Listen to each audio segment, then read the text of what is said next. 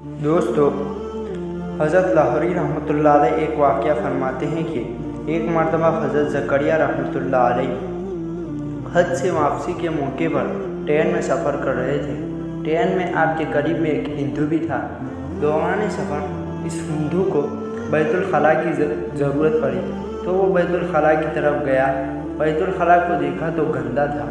گندا ہونے کی وجہ سے وہ واپس آ گیا۔ تھوڑی دیر کے بعد کسی نے ان سے پوچھا کہ آپ اتنی جلدی واپس کیوں آ گئے؟ تو انہوں نے جواب دیا کہ بیت الخلاء کے گندے ہونے کی وجہ سے میں واپس آ گیا۔ تھوڑی دیر کے بعد حضرت زکریا رحمۃ اللہ علیہ بیت الخلاء کی طرف گئے۔ آپ نے دیکھا تو بیت الخلاء بھی گندا پڑا تھا اور ارد گرد بھی بہت کچرا تھا، اس لیے آپ نے فوراً اس کو صاف کر دیا۔ صاف کرنے کے بعد آپ واپس آ گئے اور اس ہندو سے فرمایا کہ میں ابھی بیت الخلاء کے استعمال کے لیے گیا تھا، میں نے اس کو صاف پایا۔ یہ اس لیے کہا کہ آپ کو اگر استعمال کرنا ہو تو آپ جا سکتے ہیں، اس لیے کہا۔ پھر جب وہ گیا اور استعمال کر کے واپس آیا اور کہنے لگا کہ واقعی کسی نے صاف کر دیا ہے۔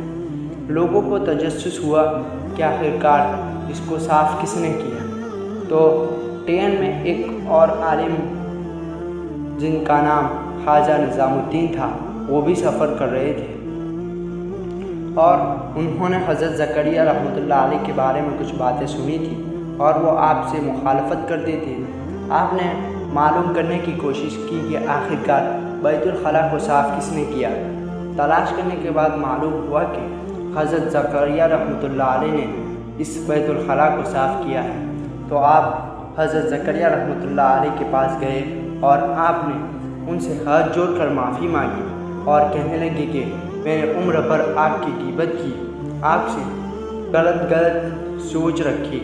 آپ اتنے عظیم انسان ہیں کہ آپ نے ایک ہندو کے خاطر ایک ایسا عمل کیا۔